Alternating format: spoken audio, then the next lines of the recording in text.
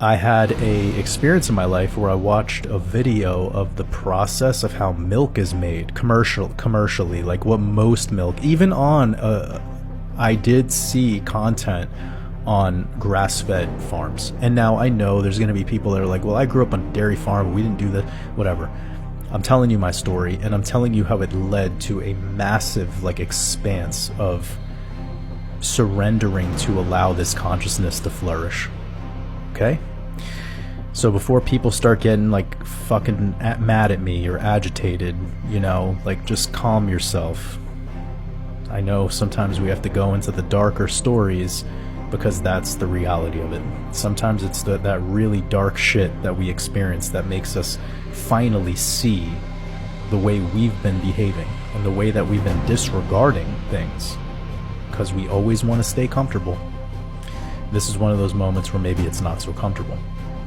So in watching this process, essentially what's going down is a human man, typically a human, is artificially inseminating a female cow, which is rape.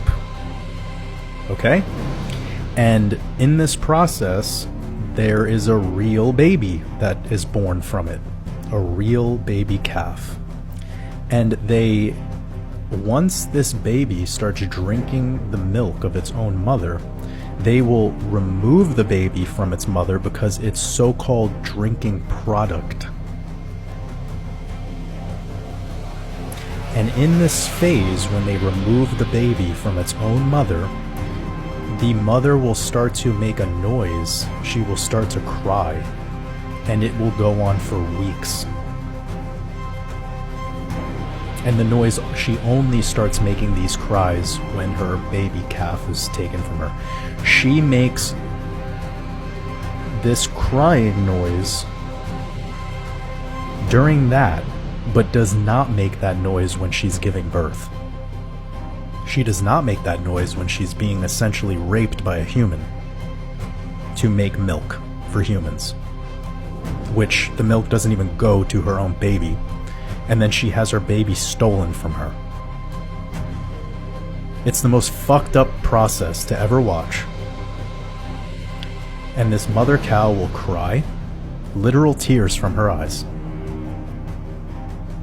after her baby is confiscated from her. And in that moment, I had to really do some soul searching. You know, like I had to really go, What am I doing? What am I doing?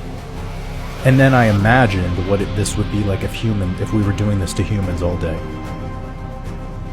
Like if we just had a farm of human beings who were being raped by some other creature. But let's just say we did it to ourselves. We'll make it even a little more humane if you want.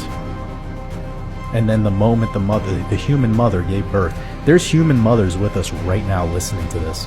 Imagine the moment you gave birth to your baby, it was taken from you. How would you feel? What would be the emotions you're going through? And then on top of that, it's to take your milk from you, which is a biological process that's happening after the birth process so that you could feed your own child. And they're taking that from you to then bottle it and sell it to someone else so that you could have food.